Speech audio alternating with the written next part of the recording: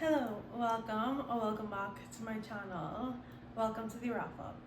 So today I thought that I can do my very first wrap up and I'm thinking a year now.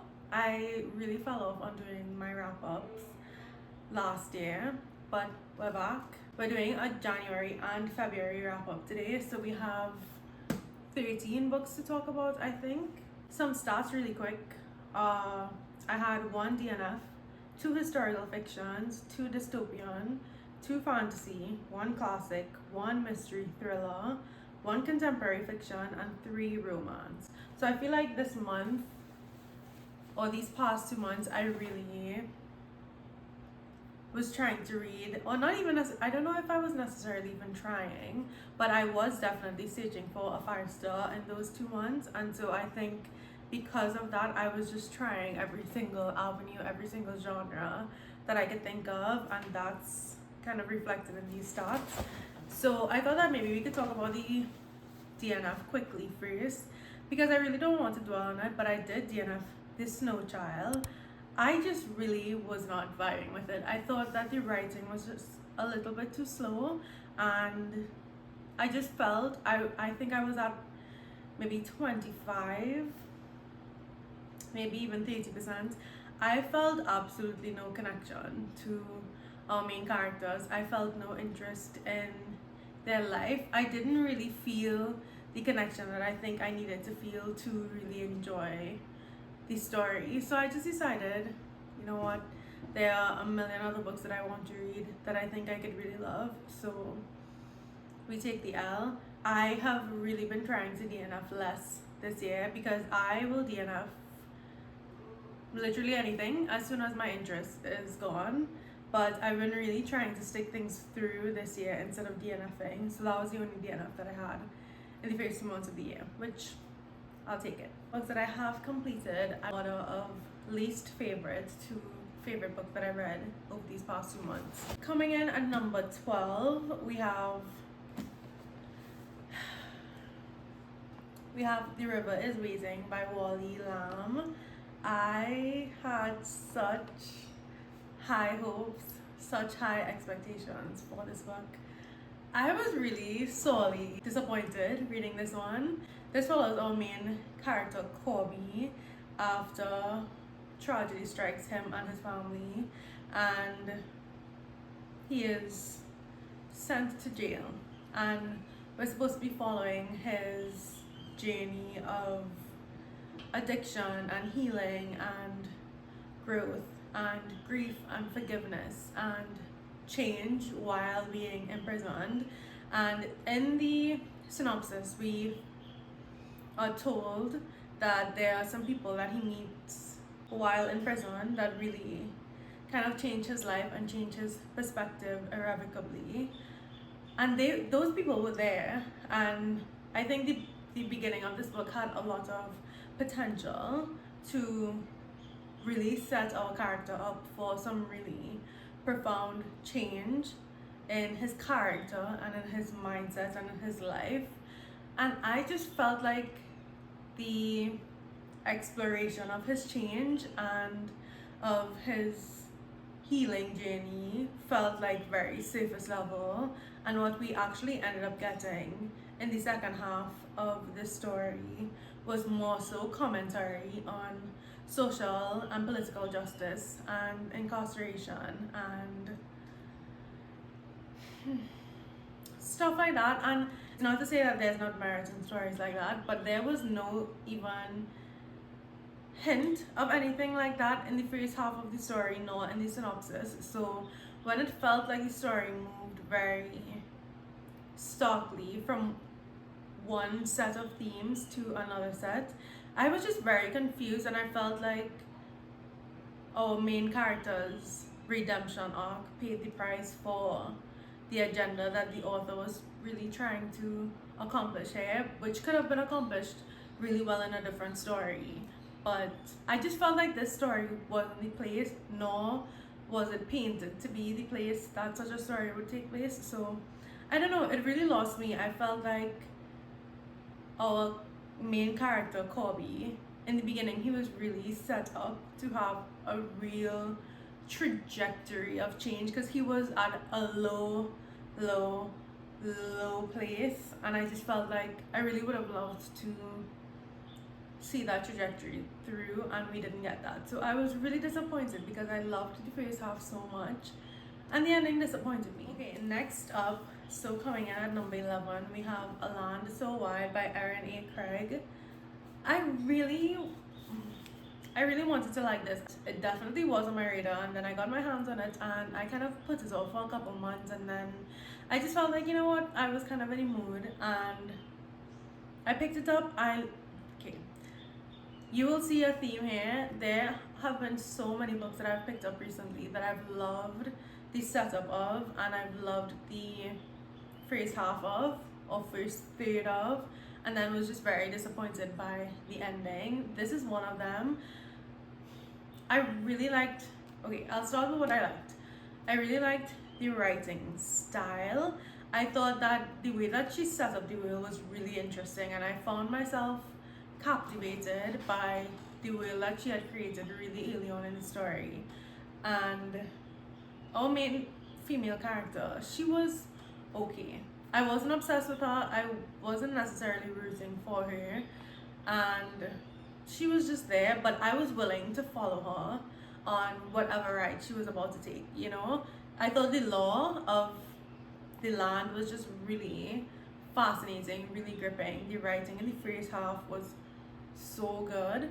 And then in the second half, and I think this is in, right, so they live in this community or this area that they can't leave, or nobody who is resident to that area can ever leave permanently. You could leave during the day, and then some sort of magic brings you back in to like the confines and the boundaries of that town at sunset. So that's kind of the setup. And our main female character, she has a special ability to hear really well, really far, and she doesn't really understand where it comes from. So we find out a lot about the land, we find out a lot about her, and then somewhere halfway through the story, our main female character figures out how to leave, because she has a reason to leave. I won't really go too much into details, but she ends up leaving and traverses into very dangerous and scary woods. And I just felt like there was a really big chunk of this where I was like, okay, nothing is happening. She's wandering, she's hearing things, she's scared, but the way that the danger was set up, this is like super dangerous. Nobody makes it back. And she was like la-di-da-di-da walking through the forest on my evening stroll. Like, the plot armor in this book I felt was just a little bit ridiculous, and it made it really difficult to feel any type of intensity in the story. We did figure out at some point where the plot armor was coming from, but it still didn't feel interesting or intense in the way that I felt like it should have. It just felt like by the end of it, we were just following the story of this girl whose actual only survival skill is knowing how to draw maps, and she wasn't necessarily super likable. And I don't know, the creatures that we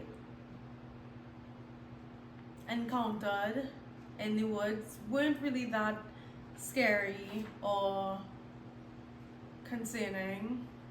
It was just, it fell flat. It definitely fell flat in terms of the plot, but the atmosphere was definitely there. So pick it up if you want. Pick it up if you just want a vibe and some lore.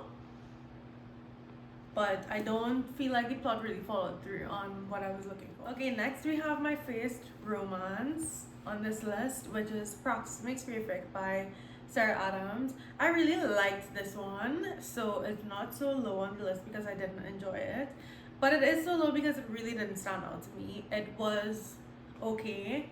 I particularly really liked getting more of Rome, Kentucky, because I read Beg, Borrow, Steal before this, and I just felt like a community I was familiar with, a group of people that I was familiar with, and I really liked that part of it.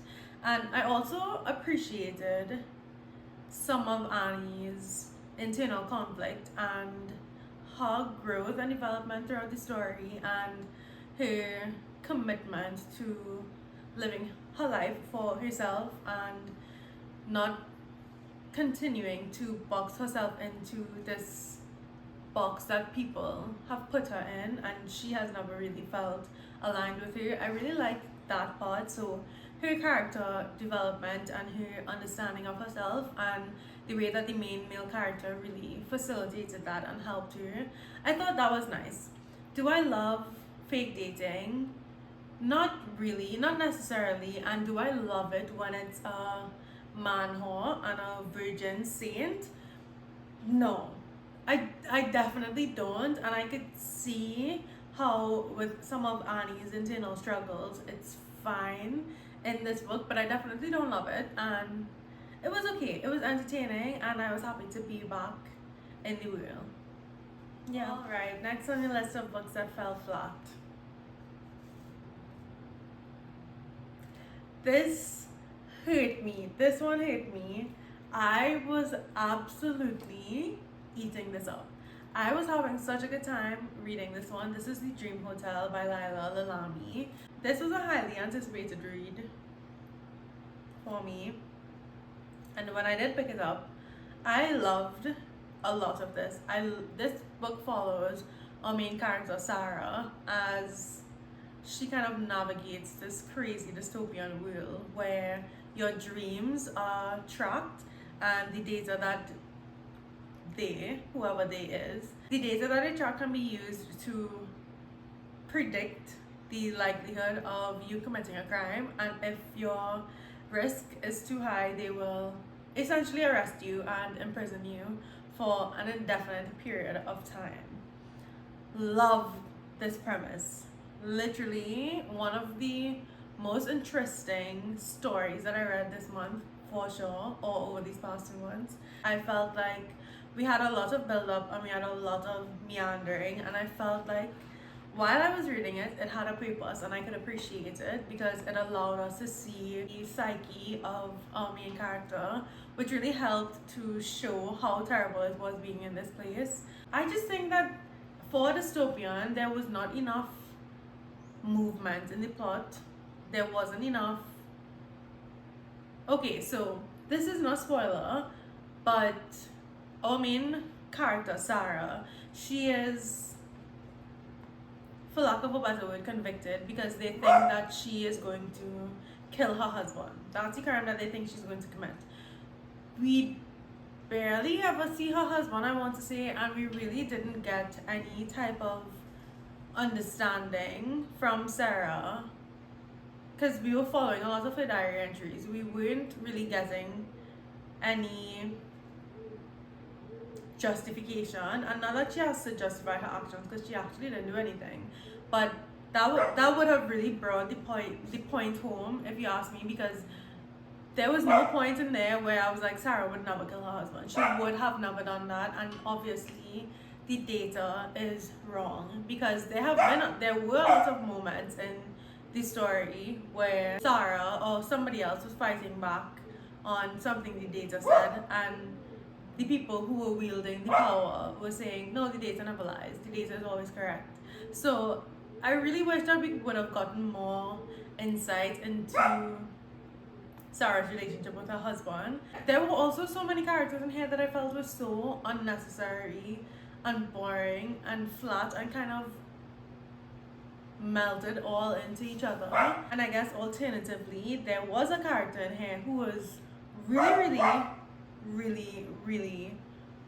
relevant, and I think should have been used more, and they weren't.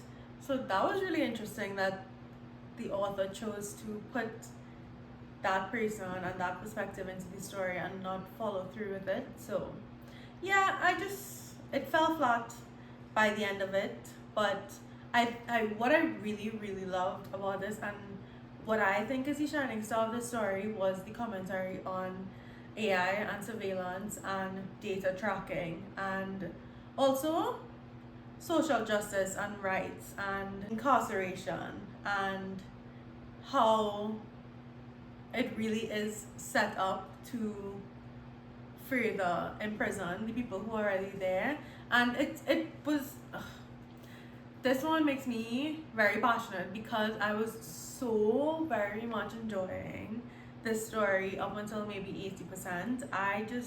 It was really disappointing because I thought that this was going to be a 5-star and it wasn't. So yeah. Have I even been tracking? I don't think I have. We're on number 8 now. So at number 8 we have That's Not My Name by Megan Neely. This was my only mystery thriller in the past couple months. This was also the first book that I read this year in January. I really liked it. I read it on my Kindle while I think you're too high. I read it on my Kindle while I was on vacation with my family, and I really enjoyed it. It passed the time. It follows this girl who wakes up with amnesia and she gets taken to the police station and can't remember anything about herself and her life. And then in comes this man who claims that he's her father, and he has all of her identification. He knows her name, he knows everything about her life, and there's really no reason that the police officer shouldn't let her go with this man who's her father. And so they go off, and then we have another perspective where there's this missing girl, and we see her boyfriend and her group of friends trying to find her. And there are a lot of similarities in the two stories of the girls who are missing, and so we're just following as those stories overlap and intertwine, and it's really, really interesting. I think upon contemplation I really enjoyed the way that this story tied together more than I thought I did at first, but I really, really liked it. I think it was very realistic, but also the premise of that is so terrifying to me. It actually makes me sick to my stomach. So yeah, I really, really liked this one, and I read another book by Megan Neely previously and I also really liked that. So I would definitely recommend her books if you love a YA mystery thriller kind of situation. Okay, coming in at number 7,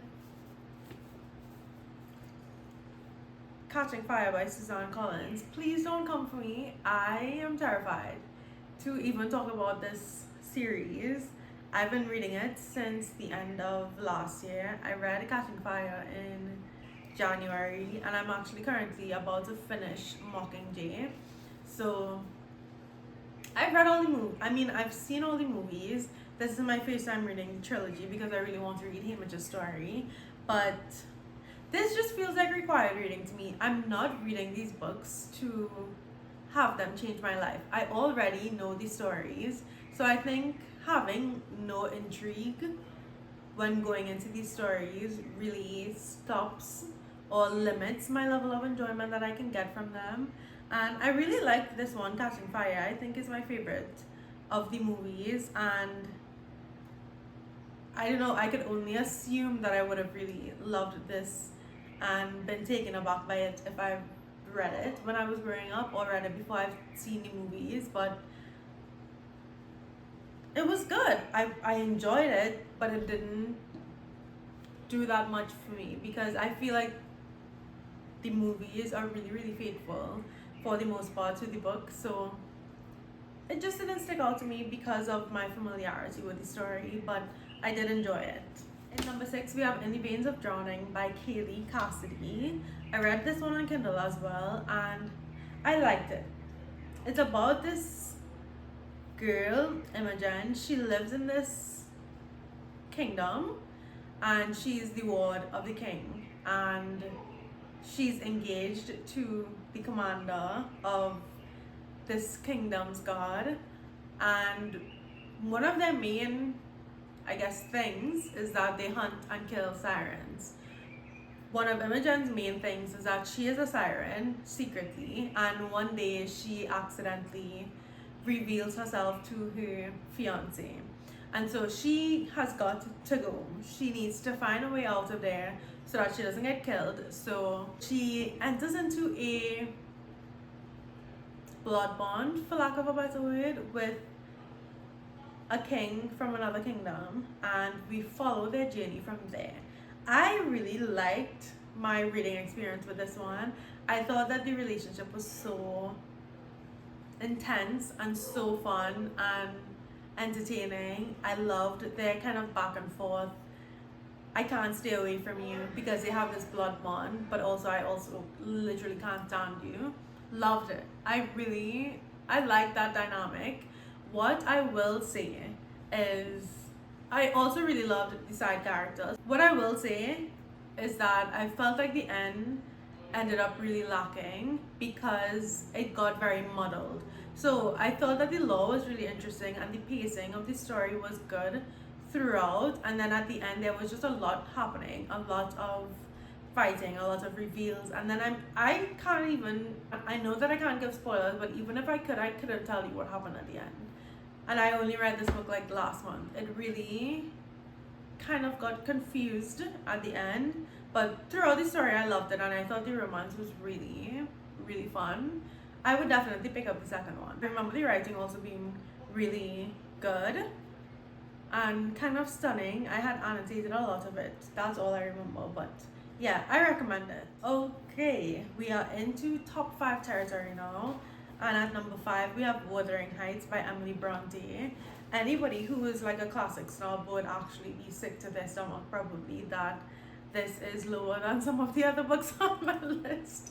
But this is my truth, and this is also my channel. So Wuthering Heights is a reread. I really wanted to read it before the movie came out, but then as the movie came out and some of the early reviews started coming out, I was like, you know what, I don't really want to see this, I'm not interested. So I never actually ended up watching the movie, but I did reread the book. I loved the first volume.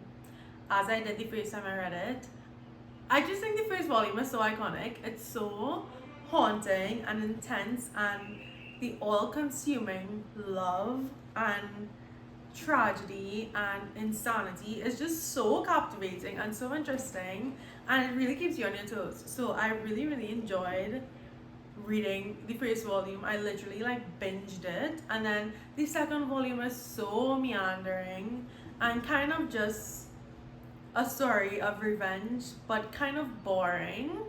And it is also a story of cycles of abuse and generational curses and stuff like that, which all interesting themes.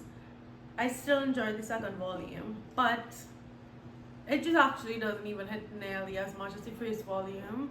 And the ending is always going to hit in this book, but literally when I say the ending, I mean like the last 2 pages, not even like the whole ending. So yeah, I really, really like this. This is still my favorite classic that I've read, but I do think that there's one out there that I'm going to love even more. I just haven't read it yet. So that's Wuthering Heights. All right, number 4, we have People We Meet on Vacation. This is my first time reading this one actually, and this rounded out my Emily Henry adult romance reads. This is the only one I hadn't read yet, and I loved this. I love Poppy and Alex, and I have very extensive thoughts on the movie and the book in 2 separate vlogs, so I won't go on about my thoughts, but just know I love Poppy and Alex. I actually think they may be my favorite couple, but this book wasn't my favorite Emily Henry, if that makes sense.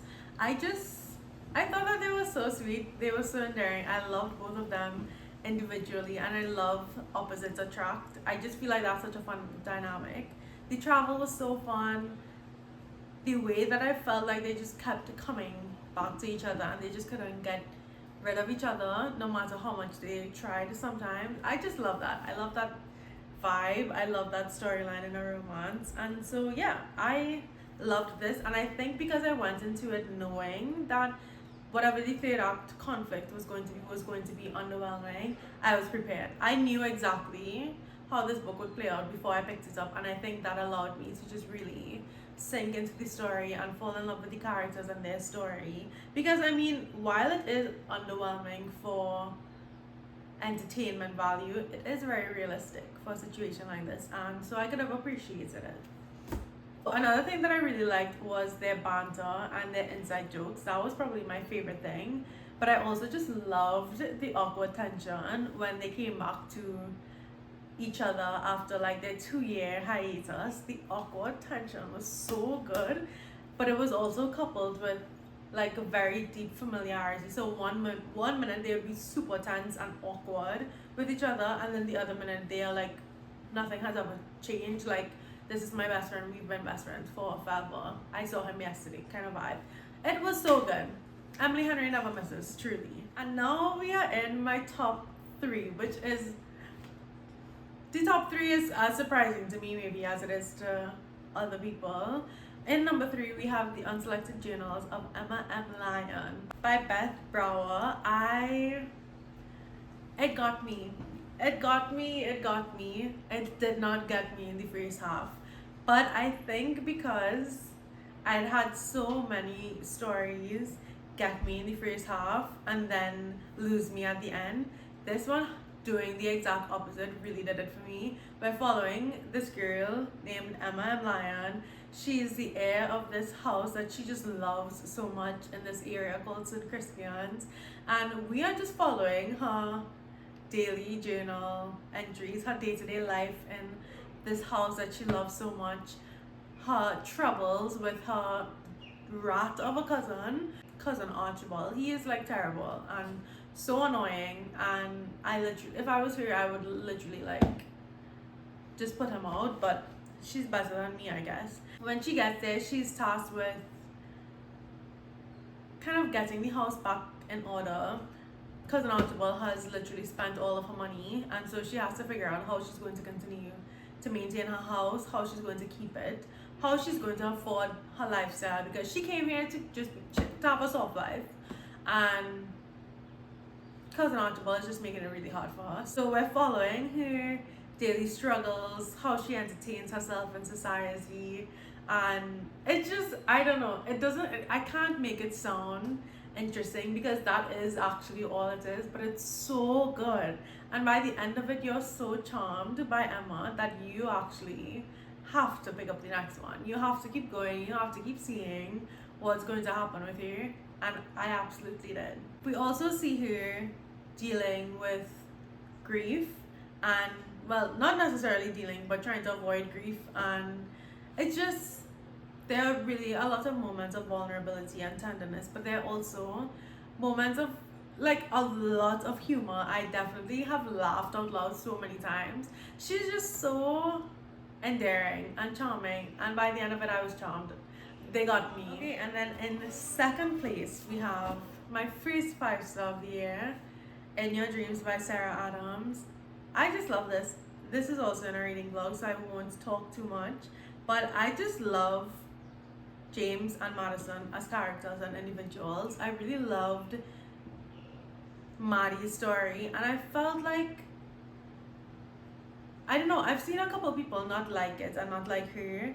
I felt like she was really real and vulnerable, and a lot of the challenges that she faced and a lot of the insecurities that she felt were really valid, I would say, especially as like somebody who comes off really confident but actually has a lot of self-doubt because nobody around her believes in her.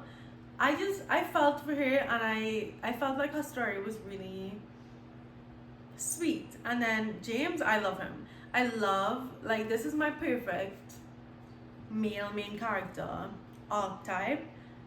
He's not brooding, he's really sweet and open actually. We are definitively losing light now, but I only have one more book to talk about. However, I was in the middle of gushing about how much I love James and how much he reminds me of my husband, because I feel like he is really sweet and kind and generous and giving, but he is also